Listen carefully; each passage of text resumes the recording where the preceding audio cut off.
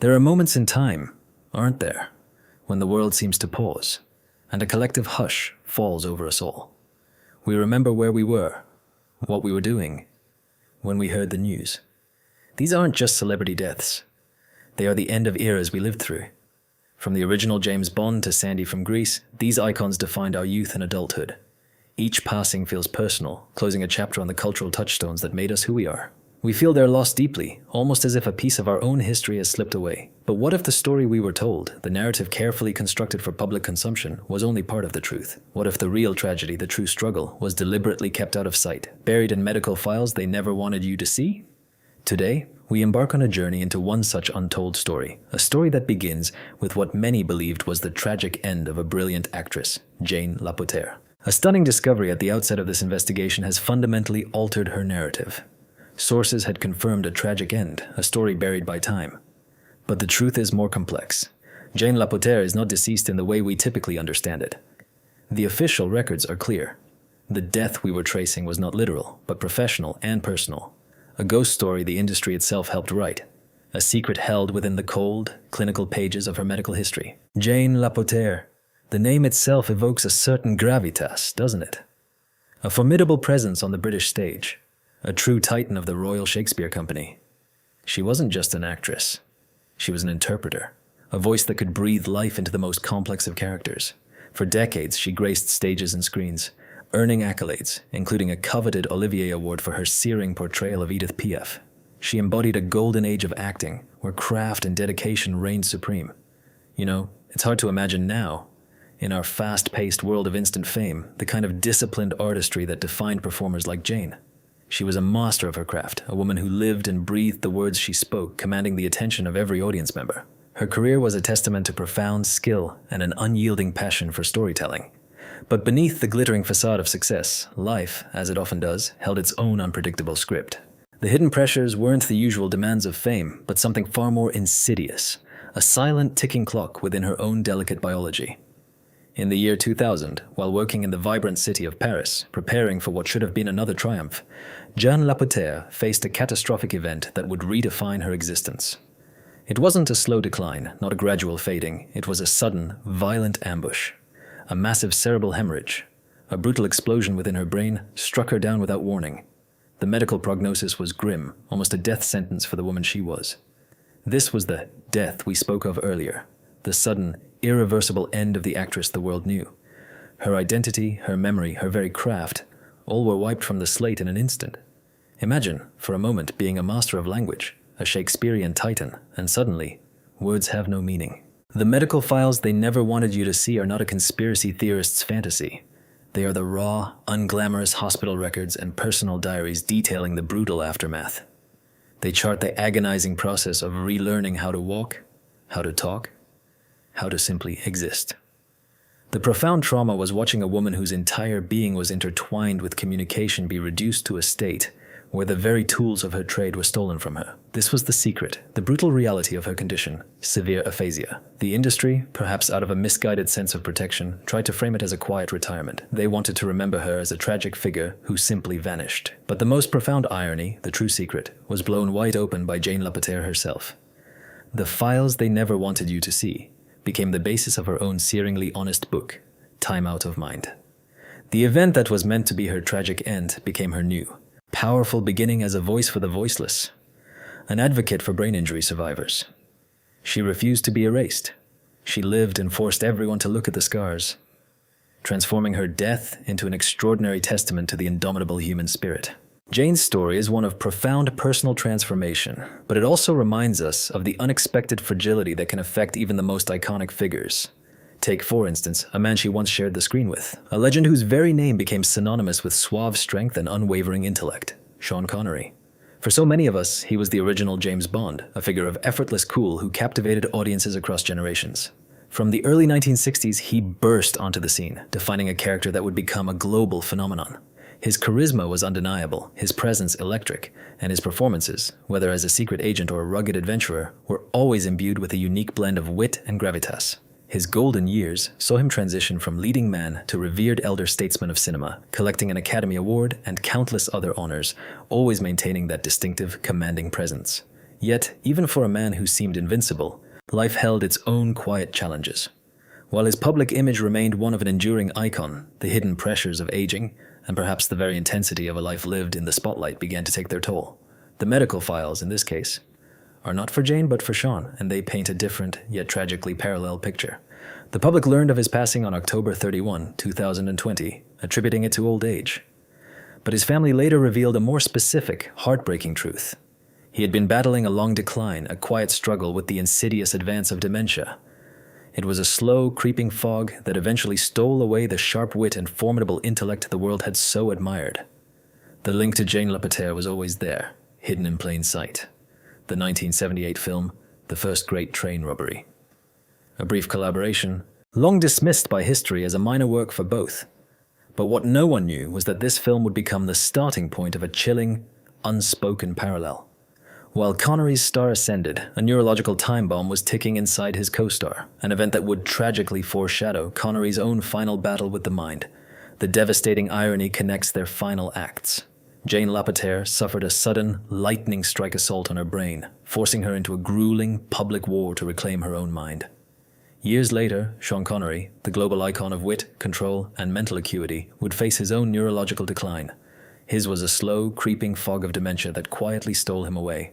One mind was taken by a violent, instantaneous blast, the other by a slow, silent thief.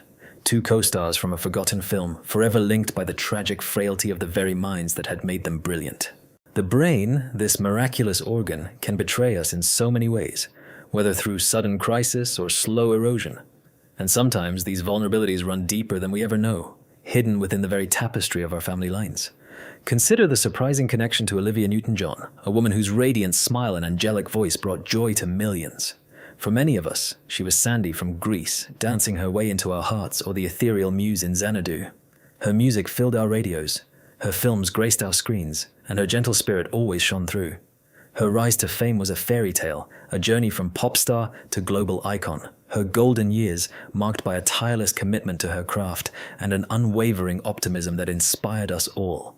But behind that infectious positivity lay a battle of epic proportions. For decades it was a whisper, a footnote in a physicist's biography. Now, after her passing, the file is open. The story they kept private is finally being told.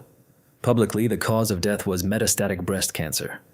A 30-year war she fought with grace and courage, becoming a beacon of hope for so many. But the medical files reveal a deeper story. Not of a single illness, but of a complex genetic legacy. A family tree marked by both scientific genius and profound, disparate medical vulnerability. This wasn't just about Olivia. It was about the threads of biology that connect us all, sometimes in the most unexpected and challenging ways. The secret is not just Olivia's, but her family's. Her maternal grandfather, Nobel Prize-winning physicist Max Born, had a secret daughter from an affair, the acclaimed British actress Jane Lapotaire. This made Jane Lapotaire Olivia Newton-John's half-aunt. While Olivia battled a chronic, cellular betrayal in the form of cancer for decades, her Aunt Jane was struck down in 2000 by a sudden, catastrophic cerebral hemorrhage, a brain aneurysm that nearly killed her. Two brilliant women, from the same hidden branch of a family tree, both blindsided by their own biology in starkly different, yet equally devastating ways. The medical files are their shared DNA, a silent testament to the unpredictable nature of health. The ultimate irony is staggering. Olivia Newton-John's grandfather, Max Born, helped unlock the fundamental secrets of the universe through quantum mechanics. Olivia herself dedicated her final decades to unlocking the secrets of cancer through her globally recognized research foundation. Yet despite this dynasty of scientific inquiry, the two most famous women in the family were both victims of the body's cruel and random lottery, a biological code that proved more mysterious and intractable than the atom itself. Olivia's lifelong battle, rooted in genetic predisposition, reminds us that even when we fight with grace and determination, some destinies are written in our biology. But for others, the fight is not against an internal enemy, but against the relentless march of time and the cruel hand of fate, often in silent, hidden ways. Like the legendary Raquel Welch, a woman who redefined beauty and strength for an entire generation. From her iconic fur bikini in 1 million years BC, to her dazzling presence in countless films and television shows, Raquel Welch was a force of nature. She was a symbol of power and glamour, a woman who commanded attention and broke barriers, not just with her stunning looks, but with her tenacious spirit. Her golden years saw her continue to defy expectations, maintaining her status as an enduring icon, always with an air of sophisticated allure and an undeniable presence.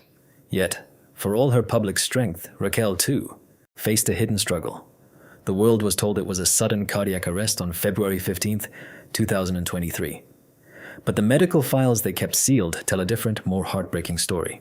The official death certificate, obtained after her passing, reveals the contributing cause they never spoke of publicly, a protracted and private battle with Alzheimer's disease.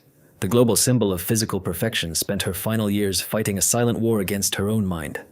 It's hard to accept, isn't it, that someone so vibrant, so full of life, could be diminished by such an insidious, quiet thief. It makes you wonder how many of our heroes carry these burdens in silence. The secret isn't just Raquel's. It's a dark shadow that connects her to another actress through a single moment of professional humiliation. In 1982, Raquel Welch was famously fired from the Broadway musical Woman of the Year, a major blow to her career and a very public slight. The woman who replaced her, a celebrated British actress named Jane Lapotaire. Years later, Lapotaire's own tragic end arrived not as death, but as a career-shattering cerebral hemorrhage in 2000 that forced her to relearn how to walk and talk. The medical files aren't just one set. They are two. Two women, briefly and bitterly linked by one role, both ultimately finding their lives forever altered by devastating, unforeseen neurological events. One a degenerative disease, the other a sudden vascular catastrophe.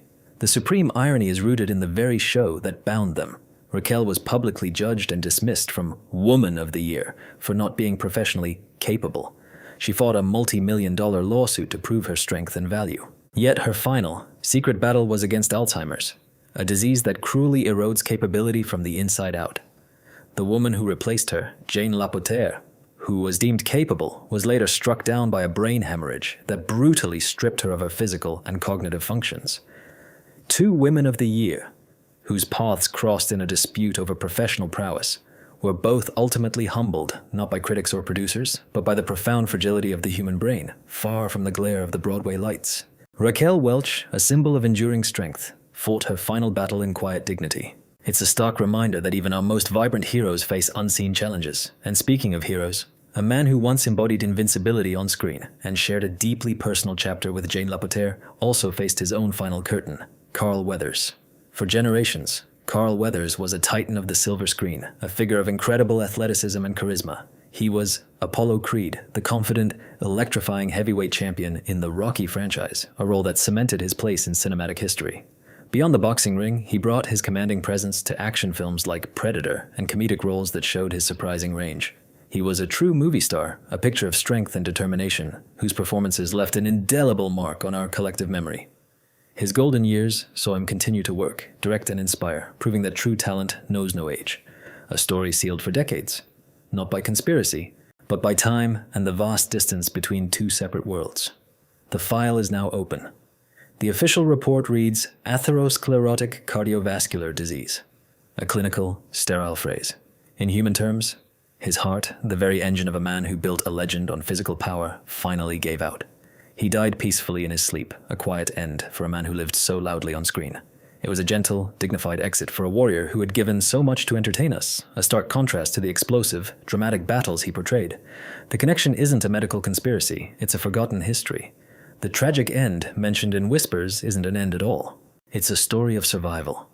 For 10 years from 1973 to 1983, Carl Weathers, the man who would become Apollo Creed, was married to Jane Lapotaire, a titan of the British stage. While Weathers conquered Hollywood, Lapotaire conquered Shakespeare.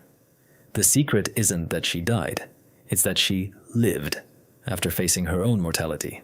In 2000, long after their lives diverged, she suffered a massive cerebral hemorrhage. The medical files aren't hidden. She wrote a book about them, a harrowing public account of her own fight back from the brink.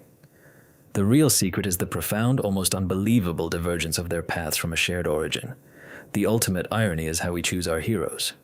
We mourn the invincible movie star, felled by the quiet, common enemy of heart disease. But for a decade, his life was intertwined with a woman whose greatest battle wasn't fought in a ring under Klieg lights, but in the silent, terrifying theater of her own mind. A battle she, against all odds, would win. The stories we've shared today, from the quiet dignity of a legend's final rest to the incredible resilience of a life transformed by tragedy, remind us that behind every public persona lies a deeply human story. They show us the fragility of life, the unpredictable nature of our own biology, and the extraordinary strength that can emerge from the darkest moments. These icons, whether through their triumphs or their hidden struggles, continue to teach us, to inspire us, and to connect us to a shared past. Their legacies are not just in the films and performances they left behind, but in the echoes of their personal journeys. Now brought into the light, take care of yourselves and hold your loved ones close. Memory is the only thing that truly lasts forever.